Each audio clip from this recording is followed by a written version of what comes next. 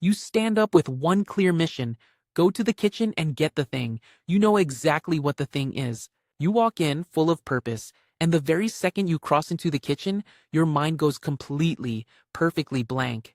You are now just standing there, staring at the fridge, holding a single sock somehow.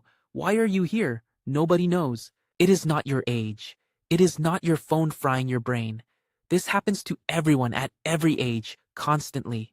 And the culprit is almost too silly to believe. It is the doorway. The literal doorframe you just walked through quietly deleted your thought on the way past. That sounds like a joke. It is not. It actually has a name. Scientists call it the doorway effect, and once you understand it, you will never blame yourself for this again. Here is the strange part. The thought is not gone because time passed. You only walked a few steps. If you had walked the same distance across one big room, the thought would still be there. It is the crossing that does it. So a doorframe, a thing with no opinion and no power, somehow has admin access to your memory. To understand why, you first have to see how your brain actually stores a single moment in the first place. And luckily, someone built an entire experiment around exactly this. A psychologist named Gabriel Radvansky at the University of Notre Dame ran the now famous doorway studies. He put people inside a video game world.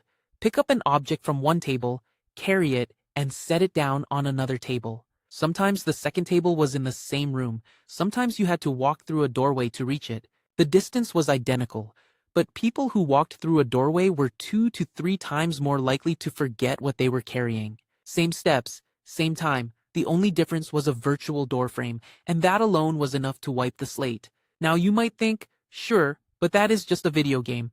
Real life is different. So Radvansky ran it again in real rooms with real tables and real objects. Same result. The doorway still did it. He even tested whether going back would help. Walking back into the original room. It barely brought the memory back. The thought was not patiently waiting for you in the old room. Crossing back was just another doorway, another reset. So what is actually happening in there? Picture your brain as a slightly overworked office. It does not record your life as one long continuous tape. That would be an absolute nightmare to store and search. Instead, it chops your experience into chapters, little self-contained events.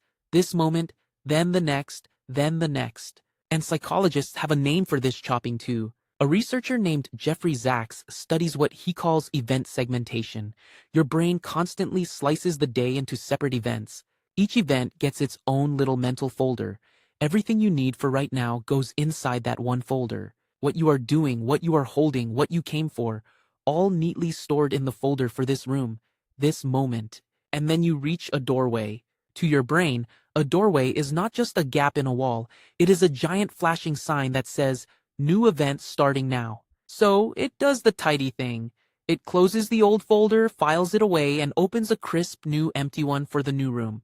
The trouble is, your little goal, get the thing, was tucked inside the exact folder it just closed and filed. You did not lose the memory. Your brain simply filed it under a chapter you had already walked out of. Imagine a tiny librarian living inside your head, frantically managing all of this. Every time you cross a threshold, he slams the current book shut, stamps it done, and shelves it in the back. He is not being careless. He is being efficient. He just assumed you were finished with that chapter when you walked out. And this filing habit is far, far older than doors. Your ancestors did not have kitchens and hallways, but their world still had boundaries everywhere. Leaving the cave, crossing a stream, stepping out of the forest into open grassland. Each one meant a new situation, with new dangers. A brain that wiped the old context and snapped to full attention on the new one survived. The daydreamer did not. So you inherited a mind built to reset hard at every boundary. The doorway just hijacks an ancient useful reflex, which leads to the reframe that should make you feel a whole lot better. Forgetting why you walked into a room is not a glitch. It is your memory system working exactly as designed. It is the same feature that lets you stop thinking about the bathroom the second you leave it.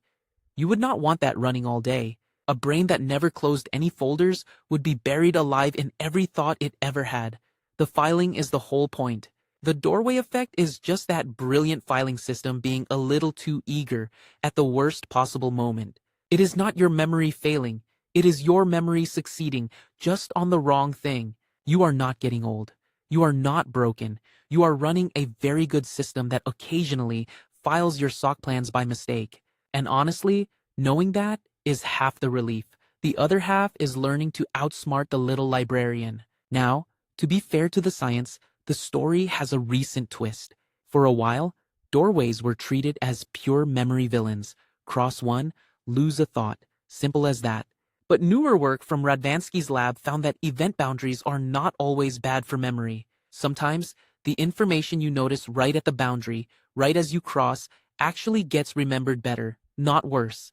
The boundary is less a delete button and more a bookmark. It can drop a thought or it can mark one as important. So the doorway is not really your enemy. It is a powerful filing tool that you have just never learned to aim. And once you see it that way, the real trick becomes obvious. The problem was never the doorway. The problem is that you let the thought live only inside one room's folder. If the goal exists only as a vague feeling in the kitchen folder, of course it dies the moment that folder closes. But if you anchor the goal to something that travels with you, it survives the crossing. It rides along into the new chapter. You do not have to fight your brain's filing. You just have to slip a copy of the note into the folder it is about to open. So here is how you actually beat the doorway effect. First, say it out loud. Scissors, scissors, scissors. Spoken words ride across the threshold far better than a silent thought. It feels ridiculous muttering to yourself down the hallway. It also works almost embarrassingly well. Second, picture the object before you move. See the blue mug in your hand. A vivid image is stickier than a vague intention. A clear mental picture is like a loud, bright label on the folder. The librarian is far less likely to quietly shelve it. Third, the cheat code. Carry a physical reminder. Hold the empty cup you are going to refill. Grab the dead battery you need to replace. Let the object itself be the memory. Now, the doorway can wipe whatever it wants. The thing in your hand still says exactly why you came. And fourth, the advanced move. Pause right at the threshold. Just before you cross, take 1 second and reload the goal. Remind yourself what this trip is for, right at the boundary. You are basically handing the note to the new folder as it opens, instead of letting it slam shut on the old one. And if you still blank out completely, walk back to where the thought started. Not magic, just context. The old room still holds the cues that first sparked the idea. Standing right where you decided often reloads the whole folder, and the sock mission comes flooding back. So think about what is really going on the next time you freeze in a doorway. You are not losing your mind. You are watching a tidy, ancient, ruthlessly efficient brain close a chapter half a second too soon. The thought is not gone forever. It is just filed under the room you came from, quietly waiting to be reopened. That blank moment in the kitchen is not a sign that something is wrong with you. It is a tiny, daily demo of the single most useful thing your memory does. It knows exactly when to let go. You just have to teach it gently which sock missions are actually worth keeping open across the door. So tell me in the comments, what is the most absurd thing you have ever walked into a room for and instantly forgotten? And if your own brain quietly filing your thoughts in the wrong drawer is this fascinating, you already know where you are. Stick around.